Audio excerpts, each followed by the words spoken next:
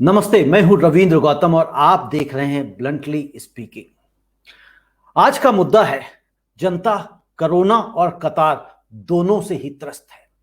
कैसे त्रस्त है? कोरोना से हम देख रहे हैं कि 2 लाख से ज्यादा संक्रमित पहली बार ऐसा हुआ है कि हमारे देश में निकल के आए हैं और यह संख्या कोई छोटी मोटी संख्या नहीं मान सकते हैं।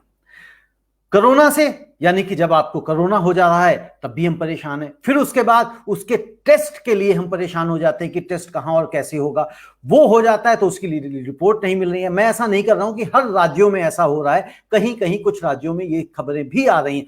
उसके बाद जो समस्या आती है कि आपको अस्पताल में दाखिला नहीं मिल रहा है और ये सारे के सारे राज्यों का मामला यही है। लगभग दिल्ली की बात करें, दिल्ली में जो लोग प्राइवेट अस्पतालों में जाना चाहते हैं वहां पे उनको दाखिला नहीं मिल रहा है, जबकि केजरीवाल जी की टीम और केजरीवाल जी खुद बार बार चैनल्स पे आके कह रहे हैं कि हमारे यहाँ पे बेड्स हैं, हमारे यहाँ पे बेड्स हैं, कमी नहीं हुई है। तो क्या लोग सरकारी अस्पतालों में नहीं जाना चाह रहे हैं या क्या मुद्दे हैं, इसके ऊपर भी हम चर्चा करेंगे। ये हो जाता है तो उसके बाद जब वैक्सीन की बारी आती कि वैक्सीन भी लगानी है लोगों को, क्योंकि वैक्सीन के लिए भी लोग कतार में हैं, वैक्सीन के लिए भी त्रस्त हैं। क्योंकि आपने देखा कि कई सारे, जैसे हमने लास्ट टाइम बात करी थी, वाराणसी में ही जो प्रधानमंत्री जी का जो कॉन्स्टिट्यूएंसी एरिया है वहां पे भी तकरीबन 60+ सेंटर्स हैं, उसमें से 41 सेंटर्स में वैक्सीन आउट ऑफ स्टॉक है। तो ऐसी सिचुएशन, और उसके बाद यदि गलती से कोई व्यक्ति कोरोना के कारण दम तोड़ दे तो उसका अंतिम संस्कार भी आसानी से नहीं हो रहा है। उसके लिए भी टोकन मिल रहे हैं, उसके लिए भी आपको लाइन लगानी पड़ रही है, उसके लिए भी आप कतार में हैं। हम इन्हीं सब विषयों पे चर्चा करना चाहते हैं। हम ये देख तो पा ही रहे हैं कि ये सरकार का पूरी तरह से फेल्योर है, सरकारें चाहे कोई भी हो, क्योंकि इस तरह की आपदा, इस तरह की महामारी ये अब नहीं कह सकते कि कभी नहीं आई है, पिछले साल ही आई थी और अब जो है वो उससे बड़ी आपदा दिखाई दे रही है। पिछले साल जब पहली बार आई थी तब इतने नंबर्स नहीं थे, 2 लाख से ज्यादा नंबर्स कभी भी नहीं आए, पहली बार आए हैं। तो यहां पे हमें यह समझना है कि ये फेलियर किसका है, सरकार का है, हमारा है, यानी कि जनता का है। पहली चीज, क्या हम सिर्फ और सिर्फ फेलियर पे ही चर्चा करते रहेंगे या इसको हम किस तरह से बेहतर कर सकते हैं, जनता कैसे अपने आप को सलामत रख सकती है, किस तरह से कोरोना से बचा के अपने आप को रख सकती है, इसी विषय पे हम चर्चा करेंगे। और आज हमारे साथ डॉक्टर अंशुमान कुमार जुड़ रहे हैं, जो कि देश के एक सीनियर कैंसर सर्जन हैं। हम सब जानते हैं, इस शो पे लगातार वो आते रहते हैं। उनको मैं बार बार इसलिए लाता रहता हूं क्योंकि उनसे हम बड़ा बेबाकी से बात कर पाते हैं और वो भी अपनी बात कहीं घुमा फिरा के नहीं कहते हैं, 2 टूक कहते हैं, सीधी कहते हैं। वो ना ये देखते हैं कि सरकार की तरफ मुझे बचाव करना है या ये देखते हैं कि मुझे मेडिकल फ्रेटर्निटी को बचाना है। वो देखते हैं कि जो गलत है वो गलत है, जो सही है वो सही है, और ऐसे लोगों को हम चाहते हैं, हमारा देश को आवश्यकता है। डॉक्टर अंशुमान, आपका स्वागत है बहुत बहुत जी। डॉक्टर अंशुमान, सबसे पहला सवाल मेरा आपसे यही है कि ये जो नंबर्स बढ़ रहे हैं, लास्ट ईयर तो हम ये कह रहे थे कि ऐसी महामारी 100 सालों में, 80 सालों में पहली बार आई है, लेकिन अब अगर आप देखें तो 1 साल के अंदर ही यही महामारी, वो कहीं गई नहीं थी पहले वाली, लेकिन उसके बावजूद भी जिस बड़ी संख्या में, जिस बड़ी तादाद में संक्रमितों का सामने आना शुरू हुआ है, तो इसकी जिम्मेदारी, इसमें गलती किसकी है? सरकार की है या जनता की है? बहुत वैलिड सवाल पूछा है और आज हिंदुस्तान के हर नागरिक के मन में यही सवाल चल रहा है, ऐसा क्या हो गया? और नतीजा, डर का माहौल। किसी से कहीं बात करें, एक उनका मानना है कि डिप्रेशन जैसा माहौल बना हुआ है पूरे कंट्री में। तो उनसे मैं कहना चाहता हूं, डिप्रेस होने से काम नहीं चलेगा, जो भी स्थिति है उसको फेस करना है। अब सुनिए, इसको समझने के लिए हमें 2020 मार्च में जाना पड़ेगा। जब पहला लॉकडाउन हुआ था, हम सबको याद है, ये कहा गया था कि महाभारत की लड़ाई 18 दिन में जीत गए थे, तो कोरोना से लड़ाई 21 दिन में जीत जाएंगे, और लॉकडाउन 21 दिन का लगाया गया। बाद में एक्सटेंडेड लॉकडाउन हुआ। ब्लंटली स्पीकिंग चैनल और भी चैनल के माध्यम से हम लोग कहते रहे extended lockdown is not the solution, लेकिन ठीक है, सरकार में बैठे लोग क्यों। रिकैप्चुलेट कर देता हूं, लॉकडाउन का पर्पस होता है मिटिगेशन, प्रिपेयर्डनेस एंड टेस्टिंग। उसकी सुविधा अरेंज करनी थी, हो गई।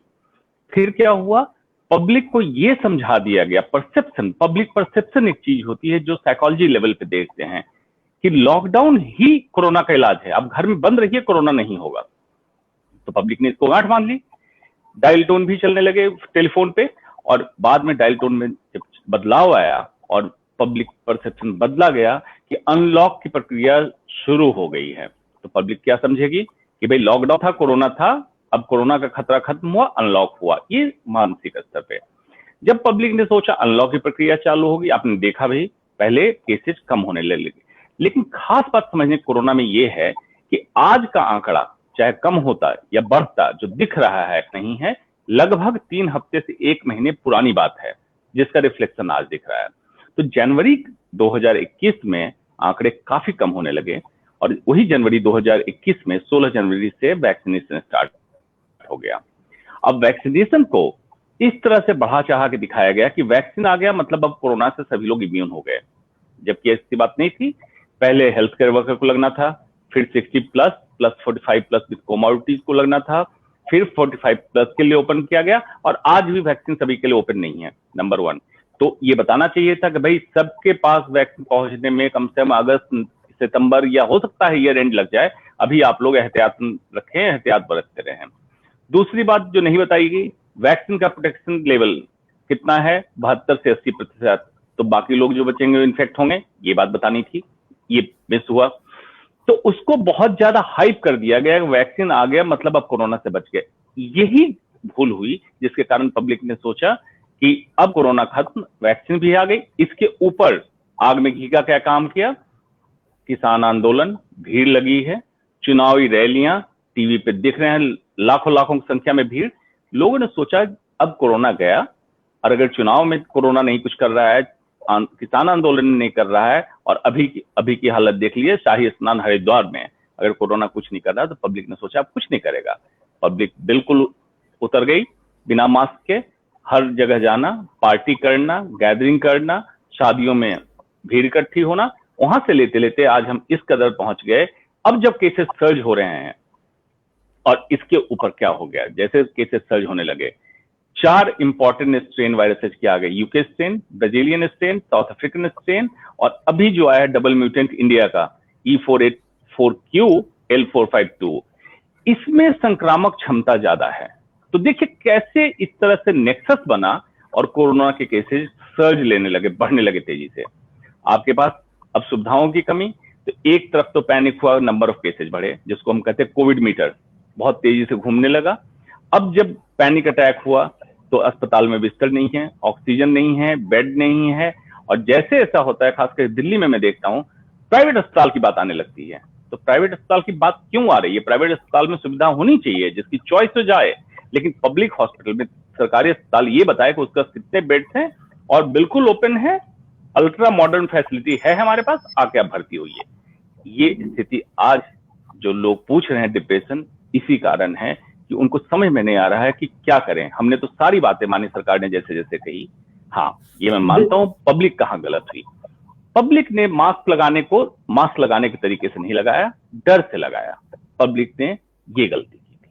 जी रविंद्र जी, डॉक्टर अंशुमान, जो आपने बातें बताई बिल्कुल सही है, सटीक हैं चीजें। एनालिसिस हमें करना चाहिए, तभी हम जब चीजों की विवेचना करते हैं, विश्लेषण करते हैं, तभी हम आगे चीजों को बेहतर कर पाते हैं। तो ये तो एक बात हुई। अब जब हम बात करते हैं, कई बार कहा जाता है भाई कोरोना से लॉकडाउन मकसद मतलब बचा नहीं सकता, लॉकडाउन बचा नहीं सकता।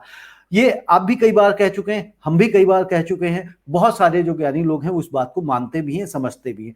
लेकिन क्या एक चीज ऐसा नहीं है, जब जनता मान ही नहीं रही है, जनता नियमों का पालन कर ही नहीं है, जनता समझ ही नहीं रहे कि इसकी भयावहता कितनी है और क्या है, तो अगर सरकारें चाहे वो वीकेंड लॉकडाउन कह लें या रात का लॉकडाउन कह लें, तो ऐसा नहीं लगता है कि शायद कुछ बचाव हो जाए, 1 डिग्री तक हम बचा पाए लोगों को, घरों में उनको कैद करके? इसको टेक्निकली समझने की जरूरत है। जहां तक बात है जनता क्यों नहीं मान रही है, हम लोग एक्सप्लेन कर चुके अभी के सेगमेंट में कि जब सेट एन एग्जाम्पल वाली बात होती है, जो पार्टी के बड़े बड़े कद्दावर नेता हैं, जब रैलियों में जाके भाषण जिस तरह से दे रहे हैं, तो जनता कैसे मानेगी आपकी बात? पहले आपको एग्जाम्पल सेट करना पड़ेगा, पहली बात। दूसरी बात, आप अगर लॉकडाउन करके फोर्स करके उनको अंदर रख भी देंगे, तो पहला रिस्क देखिए क्या होगा। अब हमें लाइफ और लाइवलीहुड में डिफरेंशिएट करना पड़ेगा कि जीवन भी बचे और जीविका का साधन भी बचे। ये जब जाएगा तो बहुत सारे साइकोलॉजिकल इश्यूज, लोगों को डर एक सताएगा, जैसे हो सकता है लेबर माइग्रेशन जैसे स्टार्ट हुआ है मेजर लेवल पे हो जाए, या बहुत सारी अलग अलग समस्याएं खड़ी हो सकती है।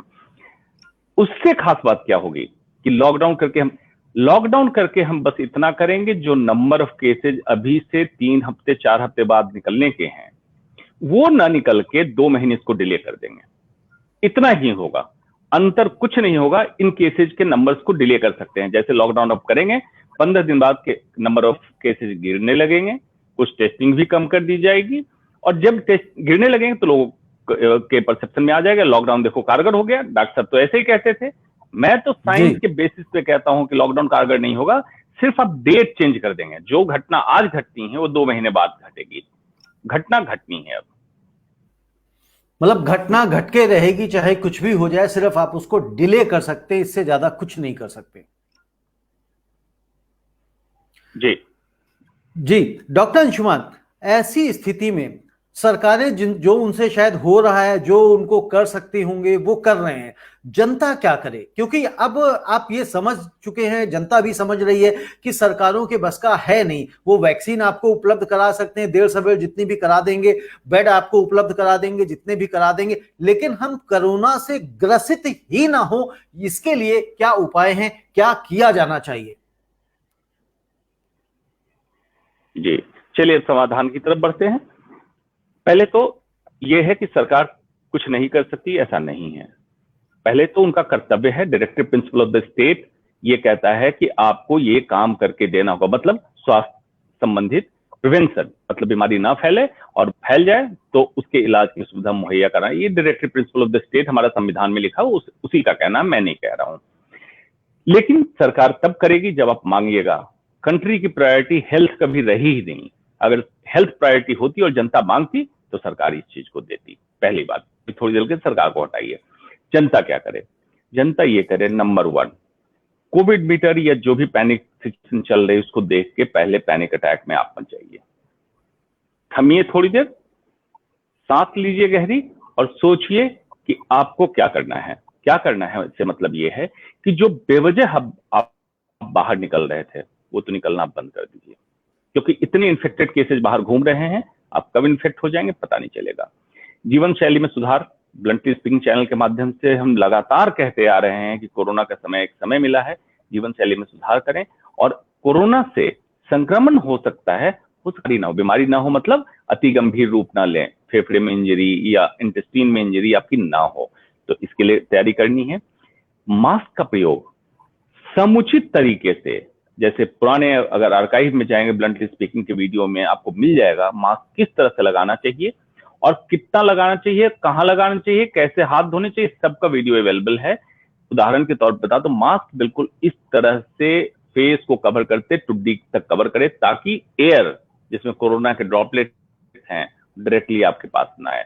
इसको आप समझ लीजिए, आज ये सबसे बड़ी दवा है, क्योंकि आज तक भी कोरोना की कोई दवा नहीं आई है। जो वैक्सीन के लिए एलिजिबल कैंडिडेट हो चुके हैं, जिनको सरकार वैक्सीन के एलिजिबल कैंडिडेट मान रही है, वैक्सीन का टर्न जब आए जरूर जाके लगवाएं, किसी गुमराह में न फंसे। वैक्सीन सेफ है, सुरक्षित है। अभी तक की रिपोर्ट से जो रिपोर्ट आई है कारगर है, 1 साल बाद फर्दर रिपोर्ट आएगी तब और देखेंगे।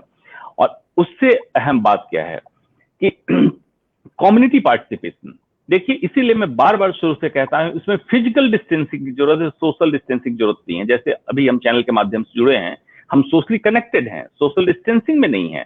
फिजिकल डिस्टेंसिंग मतलब भीड़ भाड़ में आपको नहीं जाना है, लेकिन सोशली कनेक्ट होके और लोगों की मदद कीजिए। इससे क्या होगा, कई लोग बेवजह जो पैनिक होंगे, उसके चक्कर में हाइपरटेंशन, डायबिटीज की बीमारी गंभीर हो गई या हार्ट अटैक हो सकता है, इससे हम बचा सकते हैं। तो ये हम लोगों का व्यक्तिगत स्तर पे और कम्युनिटी स्तर पे जो दायित्व हम पूरा करें, और सरकार के दायित्वों को अगर हम डिसाइड कर लें एज ए पब्लिक तो हम पूरा करा सकते हैं। मेरी बात की गांठ बांध लीजिए, ऐसी कोई बड़ी बात नहीं, सरकार अपना काम नहीं करेगी, करना पड़ेगा। बिल्कुल, सरकार गांठ मान ले, हम लोग तो काम करना पड़ेगा। मास्क की आप बात कर रहे हैं तो मैं समझता हूं कि ये मास्क लगाने का अगर तरीका ठीक है तो डॉक्टर अंशुमान बताएं कि क्या इस तरह से लगाना चाहिए मास्क को। मेरे स्क्रीन पे शायद अच्छा, हाँ, तस्वीर आ सॉरी, नहीं रही माफ है। कीजिएगा। डॉक्टर इस पे क्या है, अंशुमान डिस्क्राइब वाराणसी कर दें। से जुड़े हुए हैं और कुछ थोड़ा सा टेक्निकल इश्यूज के चलते हुए स्क्रीन देख भी नहीं पा रहे।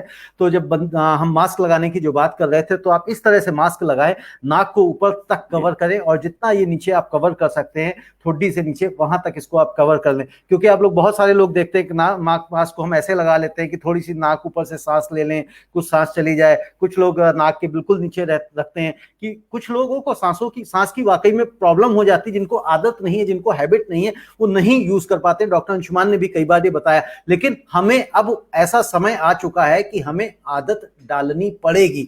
हमें इस तरह की समस्याओं को बर्दाश्त करना पड़ेगा, ताकि हम अस्पतालों की लाइन में जाने से बचें और अस्पताल की आगे वाली लाइन में तो बिल्कुल ही जाने से बच सके। उसके लिए थोड़े से कष्ट हम सबको मिलके उठाने पड़ेंगे और उठा लेंगे तो मैं समझता हूं बच भी जाएंगे। डॉक्टर अंशुमान, अभी एक जब आप बात कर रहे थे रविंद्र जी जी जी जी जी जी, आप कंप्लीट करिए, जी कुछ कहना चाहते जी। मैं चाह रहा था कि अगर क्योंकि मुझे स्क्रीन नहीं दिख रही है, मास्क की टेक्निक जस्ट मैं डेमोन्स्ट्रेट करता हूं। ये होममेड क्लॉथ मास्क है। अब जब आप लगा रहे हैं तो देखिए, ये नाक का हिस्सा पूरी तरह कवर हुआ, आपके गाल की तरफ से होते हुए ठुड्डी के नीचे तक मास्क चला गया। अब जो हवा आप खींच रहे हैं, इसके क्लॉथ के थ्रू हवा खींच रहे हैं। सिमिलरली आप सर्जिकल 3 प्लाई मास्क लगाएं, यही टेक्निक है। N95 लगाएं, यही टेक्निक है। मास्क लगाने से पहले हाथ धोना है, मास्क लगाना है। मास्क जब डिस्पोज ऑफ कर रहे हैं, उतार रहे हैं, तो उतारने के पहले हाथ धो के मास्क उतारिए। डिस्पोज ऑफ के लिए हाथ धोना मत भूलिए। इतनी बात मैं यहाँ पे ऐड करना चाहता था। जी रविंद्र जी, ये बहुत अच्छी बात कही कि कई बार जो है हम लोग क्या करते हैं कि मास्क उतार देते हैं, फिर धोते हैं हाथ, तब तक वो जो उसमें संक्रमण है वो मास्क के पास भी जा सकता है। तो पहले ही हम उसको क्लियर कर लें। और हमने शायद ये पहले भी बात करी कि जो सर्जिकल मास्क है उनको शायद 1 टाइम यूज करना चाहिए। बिल्कुल बिल्कुल जी। डॉक्टर अंशुमान, जब हम बात कर रहे थे अभी इन्हीं मास्क की हम बात कर रहे थे, उसके बाद हम बात कर रहे थे वैक्सीन की। आपने बात कही कि वैक्सीन सेफ है, सुरक्षित है। नो डाउट सेफ है, सुरक्षित है। लेकिन कई लोगों में ऐसी धारणा आ रही है, कई लोग बहुत सारे एग्जाम्पल्स ऐसे दे रहे हैं कि खास तौर से बुजुर्ग लोग दे रहे हैं कि भाई वो वैक्सीन की तरफ इसलिए नहीं जा रहे हैं कि उनके सर्कल में उनके फलाने दोस्त को ब्रेन हेमरेज हो गया, फलाने दोस्त को ब्रेन हेमरेज हो गया, ब्लड क्लॉट बन गया, तो इस वजह से मैं इस रिस्क में नहीं पड़ना चाहता हूं, मैं अपने आप को घर के अंदर ही सेफ रख लूंगा, मैं बाहर ही नहीं जाऊंगा, लेकिन मैं वैक्सीन लगा के अननेसेसरी का खतरा नहीं लेना चाहता। तो इसके बारे में आप क्या कहेंगे? जी, स्टार्टिंग में कोविशील्ड वैक्सीन में इंटरनेशनल, इंडिया में नहीं हुआ, बाहर 23 व्यक्ति ऐसे हुए जिनमें देखा गया माइक्रोक्लॉट, मतलब छोटे छोटे खून के थक्के बने। उस समय बहुत ज्यादा असमंजस की स्थिति आई। बाद में जब उसको शोध करके आगे देखा गया तो पता चला कि इनमें क्लॉट बनने की पॉसिबिलिटी इन मरीजों में ऐसी ही ज्यादा थी, जैसे हाइपरकोलेस्टेरोलेमिया, डायबिटीज जैसी समस्या थी, क्लॉट बनने के लिए पोटेंशियल थे। संजोग ऐसा हुआ, वैक्सीन उसी समय लगा और उसी समय ये हुआ। एक संजोग की बात है। अभी तक इतने करोड़ लोगों को वैक्सीन लगने के बाद मेजर साइड इफेक्ट्स नहीं देखे गए हैं, नंबर 1। नंबर 2, सबसे पहले देखिए हिंदुस्तान में वैक्सीन किनको लगाया गया? हेल्थ केयर वर्कर, मतलब डॉक्टर नर्सेज जिनको। अगर ऐसी समस्या होती तो डॉक्टर नर्सेज तो सबसे ज्यादा विरोध करते, क्योंकि हमने इस साइंस को पढ़ा है। और मैं अपना उदाहरण दे देता हूं। जिस दिन मैं सर्जन हूं, कैंसर सर्जन हूं, ऑपरेशन कर रहा था, वैक्सीनेशन स्टार्ट ही हुआ था, उसी दिन मेरे लिस्ट में मेरा नाम था, मुझे पता भी नहीं था।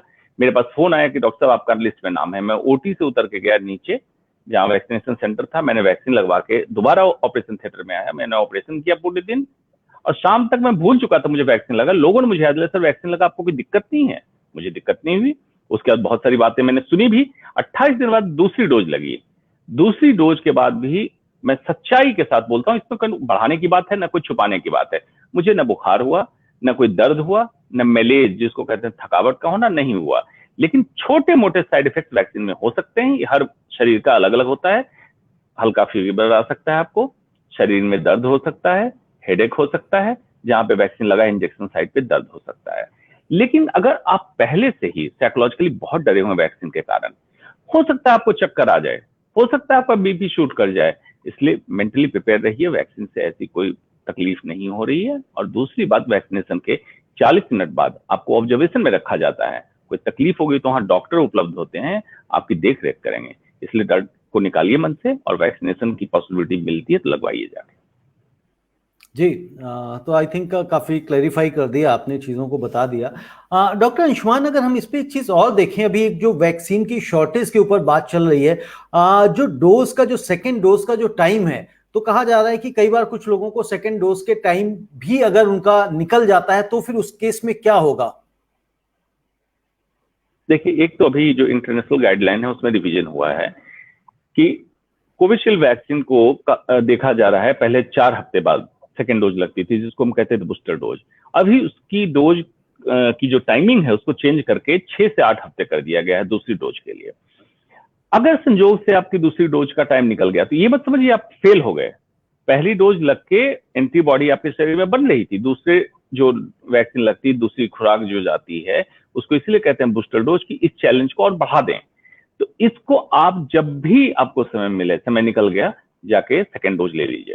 और अभी रिसर्च ट्रायल चल रहा है, थर्ड डोज की भी बात आ रही है कि क्या प्रतिरोधक क्षमता और लंबे समय तक करने के लिए थर्ड डोज देने से बेहतर होगा क्या, अंडर ट्रायल है।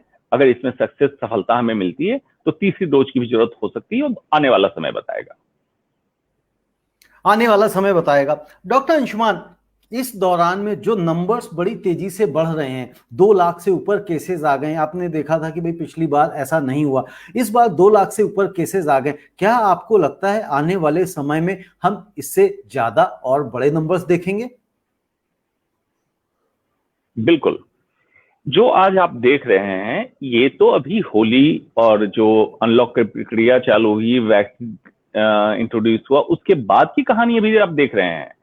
अब जब देखेंगे आप चुनावी रैली और शाही स्नान, इस तरह की जो चीजें निकल के आएगी, इसके बाद देखिएगा नंबर ऑफ केसेस बहुत बढ़ने हैं। और इसमें मुझे इसलिए अफसोस लगता है, एक, सरकार परमिशन देती क्यों है इस तरह के मेजर गैदरिंग के लिए, और दूसरी जनता क्यों इस तरह का धर्म की बात करते हैं। धर्म इंसान के लिए बना होता है, इंसान धर्म के लिए नहीं बना होता है। इंसान रहेगा तो धर्म की बात होगी, इंसान नहीं रहेगा तो धर्म की बात नहीं होगी। सबसे बड़ा धर्म मानव धर्म है, तो इसलिए आपको बचाव करना चाहिए था। लेकिन चलिए, जो हुआ उसका परिणाम आगे आने वाला है, आपको दिखेगा। जी, डॉक्टर अंशुमान, अगर हम इसी जब धर्म की बात करते हैं, आप, हम सब लोगों ने इस प्लेटफॉर्म पे भी काफी डिस्कस किया था, जो मरकज वाला था, जो कोरोना जिहाद बना था, 500, 700, 800, 2000 नंबर थे, उसके ऊपर हमने बात करी थी, काफी चर्चा हुआ था, क्या बवाल मचा था, सब हमें पता है। ठीक है, आज क्या वही बवाल दोबारा नहीं मच सकता? क्या आज लोगों को उसी तेजी से इस मुद्दे को नहीं उठाया जाना चाहिए? जो मेन स्ट्रीम मीडिया है, क्या इस मुद्दे को नहीं उठा सकते, उस पर बात नहीं कर सकते कि आप देखिए, तब आपने 500 या 2000 या 2500 लोगों में इतना बड़ा बवाल मचवाया था सरकार ने। इवन क्या दिल्ली की केजरीवाल सरकार ने भी कहा था कि भाई इन मरकजियों के कारण कोरोना फैल रहा है, इन्होंने कोरोना फैलाया। अब वहां पे लाखों की तादाद में लोग स्नान कर रहे हैं। किसी तरह की सोशल डिस्टेंसिंग, जो हम बात, एक जुमला चल रहा है जो सोशल डिस्टेंसिंग है, उसको तो खत्म हम मानते हैं कि उसी, क्योंकि वो कोई टर्म नहीं है और ना उसका इस्तेमाल करना चाहिए। फिजिकल डिस्टेंसिंग ही राइट टर्म होना चाहिए। तो फिजिकल डिस्टेंसिंग वहां है नहीं, तो और उत्तराखंड की सरकार ने यह भी कह दिया है कि जो तय समय है उसी समय पे ये कार्यक्रम खत्म होगा, उससे पहले हम इस पे रोक ही नहीं लगाएंगे।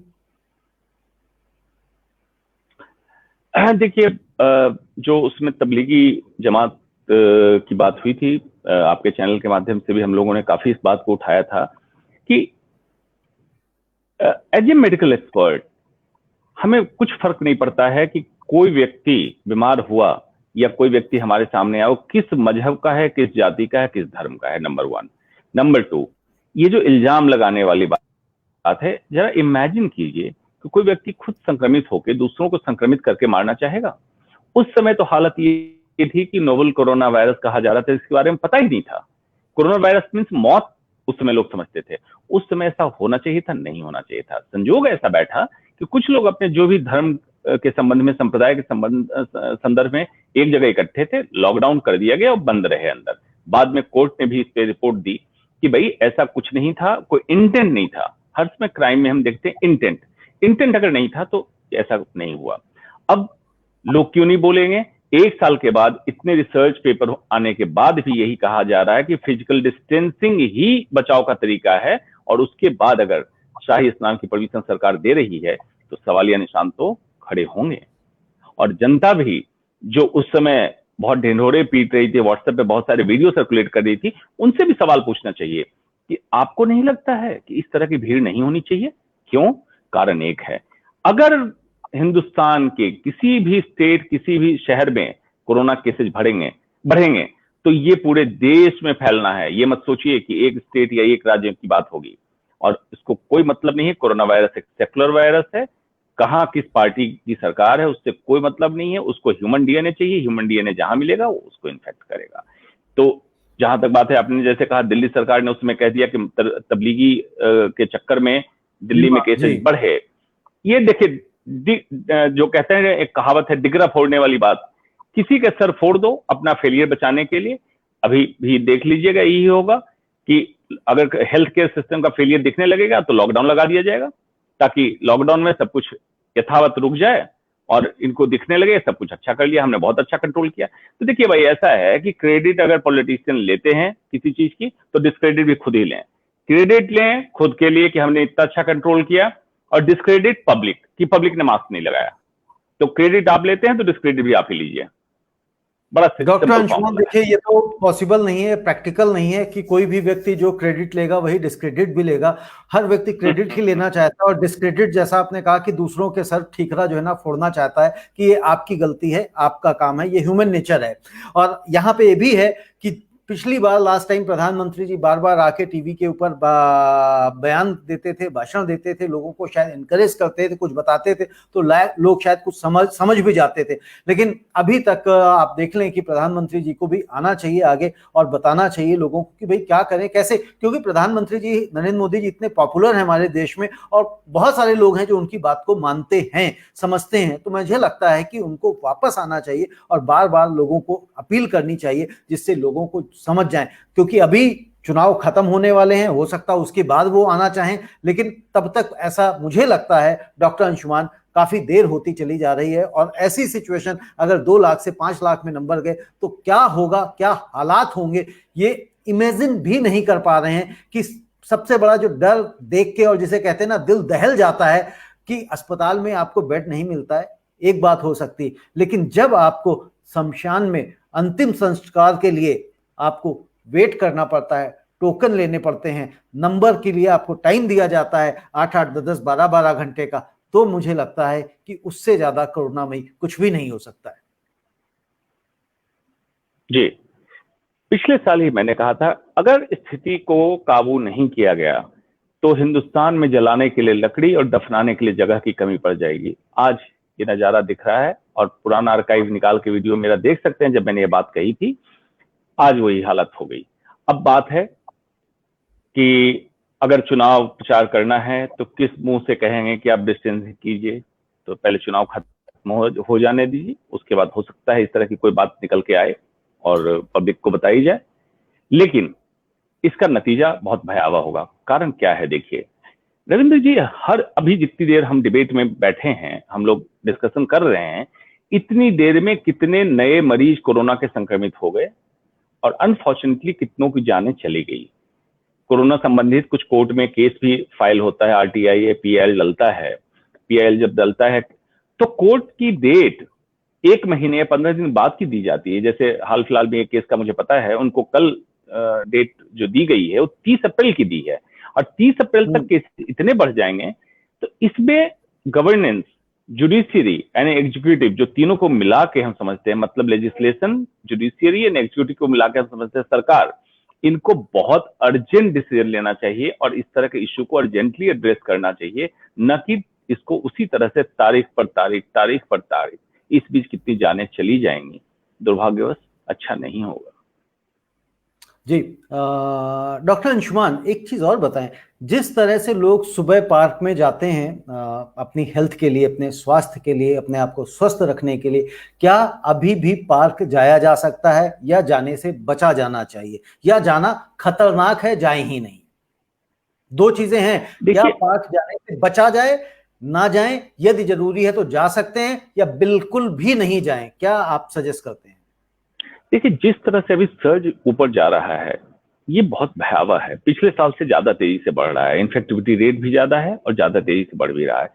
इस कंडीशन में बड़ा मुश्किल होगा, अगर मैं कहूं तो फिजिकल डिस्टेंसिंग मेंटेन करके आप ये कर पाएंगे पार्क में, कुछ भी मुश्किल है। तो आप अगर योगासन का साधन लेके, सहारा लेके उतनी ही एक्सरसाइज, उतना ही व्यायाम घर पे कर लें तो अभी मेरे रिकमेंडेशन से बेहतर होगा। कुछ दिनों के लिए अवॉइड करें कि किस तरह से सर्ज जाएगा अभी पता नहीं है। एक बार जब केसेस बढ़ने लगते हैं तो इसका पता बाद ही में चलता है, लेकिन स्पीड बहुत तेज है। इसलिए मैं अभी कहूंगा कि अभी अपने आप रहिए घर पे, और घर पे रह के आप योगासन कीजिए और उससे ही अपने को तंदुरुस्त रखिए। जी, डॉक्टर अंशुमान, बहुत बहुत शुक्रिया आपका। आपने बहुत सारी जानकारी दी और मैं समझता हूँ ये जानकारी दर्शकों के काम आएगी, उसके ऊपर ये लोग अमल करेंगे और अपने आप को बचा के रख पाएंगे, सुरक्षित रख पाएंगे, क्योंकि हमें सुरक्षित रखना ही सबसे ज्यादा जरूरी है। और सबसे बड़ी बात डॉक्टर अंशुमान जो आपने कही कि एक सेक्युलर वायरस है, तो इसके ऊपर भी समझना चाहिए। हमें अस्पताल, स्वास्थ्य सुविधाएं ही बचा सकते हैं इन सब चीजों के लिए, यानी कि जनता को शिक्षा और स्वास्थ्य व्यवस्था की मांग सरकारों से लगातार करनी चाहिए, क्योंकि इस बार जो बच गए, अगली बार कभी ऐसा आ जाए तो उससे हम बचे रह सके। ये मंदिर, गुरुद्वारे, चर्च या गिरजाघर ये हमें नहीं बचा पाएंगे इस तरह के वायरस से। इन सब चीजों को हमें समझना चाहिए, क्योंकि जो मेडिकल इमरजेंसी है वो मेडिकल इमरजेंसी ही होती है। डॉक्टर अंशुमान, आपका बहुत बहुत शुक्रिया। एक मैं कविता जरूर यहाँ पे एक बताना चाहूंगा। एक मुझे व्हाट्सएप के मार्फत एक कविता मिली थी और मुझे बड़ा रिलेवेंट लगा, तो मैंने कहा कि मैं दर्शकों के साथ भी ये शेयर करूं, साझा करूं। ये लिखते हैं, कवि का नाम नहीं लिखा हुआ है, किसने लिखी हुई मुझे पता नहीं है, बट मुझे अच्छी लगी इसलिए मैं आपसे शेयर कर रहा हूं। आज सलामत रहे तो कल की सहर देखेंगे, आज पहरे में रहे तो कल का पहर देखेंगे। जी हाँ दोस्तों, आज पहरे में रहे तो कल का पहर देखेंगे। सांसों के चलने के लिए कदमों का रुकना जरूरी है।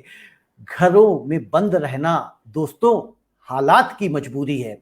अब भी ना संभले, अब भी ना संभले तो बहुत पछताएंगे। सूखे पत्तों की तरह हालात की आंधी में बिखर जाएंगे।